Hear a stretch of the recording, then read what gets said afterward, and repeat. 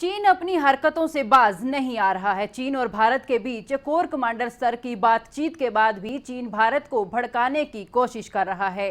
चीनी विमान पिछले 3 से 4 हफ्तों में से एलएसी के करीब उड़ान भर रही हैं, जिसे इलाके में भारतीय रक्षा तंत्र की पड़ताल के प्रयास के रूप में देखा जा रहा है। भारत और चीन के बीच बीते 2 सालों से खींचतान जारी है। हालांकि इस गतिरोध को सुलझाने के लिए दोनों सेनाओं के बीच कई स्तर की बातचीत हो चुकी है, लेकिन बातचीत का नकाब ओढ़कर चीन अपने नापाक मंसूबों को पूरा करने की जुगत में लगा रहता है।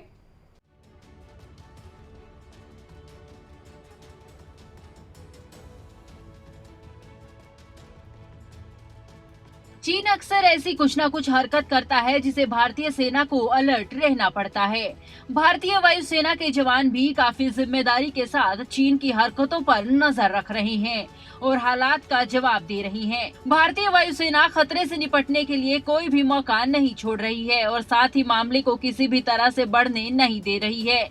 वहीं मीडिया रिपोर्ट्स के मुताबिक सरकारी सूत्रों ने बताया कि J-11 समेत चीन के कई और लड़ाकू विमान वास्तविक नियंत्रण रेखा के करीब उड़ान भर रही हैं। हाल के दिनों में इस क्षेत्र में 10 किलोमीटर के कॉन्फिडेंस बिल्डिंग मेजर लाइन के उल्लंघन के मामले सामने आए हैं। ANI की रिपोर्ट के मुताबिक इंडियन एयरफोर्स ने इन उकसावे का जवाब देने के लिए कड़े कदम उठाए हैं। भारत ने MiG-29 और मिराज 2000 सहित अपने सबसे शक्तिशाली लड़ाकू विमानों को उन्नत ठिकानों पर तैनात कर दिया है, जहां से वो कुछ ही पलों में चीनी गतिविधियों का जवाब दे सकते हैं। चीनी विमानों से होने वाले खतरे से निपटने के लिए भारतीय वायुसेना अपने लड़ाकू विमानों को तैनात कर रही है, लेकिन ऐसा लगता है कि People's Liberation Army Ladakh sector में भारतीय वायुसेना के बुनियादी ढांचे के निर्माण को लेकर तनाव में है। भारतीय वायुसेना के जवान इन बुनियादी ढांचे के निर्माण के जरिए अपने नियंत्रण वाले क्षेत्र में चीनी गतिविधियों की गहराई से निगरानी कर सकते हैं। वहीं सूत्रों के मुताबिक भारतीय वायुसेना चीन की गतिविधियों का एक कैलिब्रेटेड तरीके से जवाब दे रही है और इस क्षेत्र में चीनी उड़ान पैटर्न्स पर भी कड़ी नजर रख रही है, जहां वो कम और अधिक ऊंचाई दोनों पर ही उड़ रही हैं। बता दें कि अप्रैल-मई 2020 की समय सीमा में LAC पर चीन द्वारा एक तरफा रूप से यथास्थिति को बदलने की कोशिश के बाद भारत भी लद्दाख में अपने सैन्य बुनियादी ढांचे को मजबूत करने के लिए बहुत तेज गति से काम कर रहा है।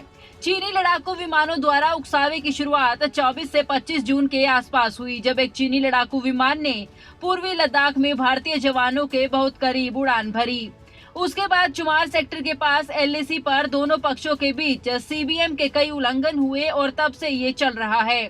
इसी महीने 17 जुलाई को दोनों देशों के बीच कोर कमांडर वार्ता के दौरान भी इस मामले को कथित तौर पर चर्चा के लिए उठाया गया था। Air force chief air chief marshal VR Chaudhari ने हाल ही में कहा था कि चीनी विमान को लेकर हमने अपने सिस्टम को हाई अलर्ट पर रखा है।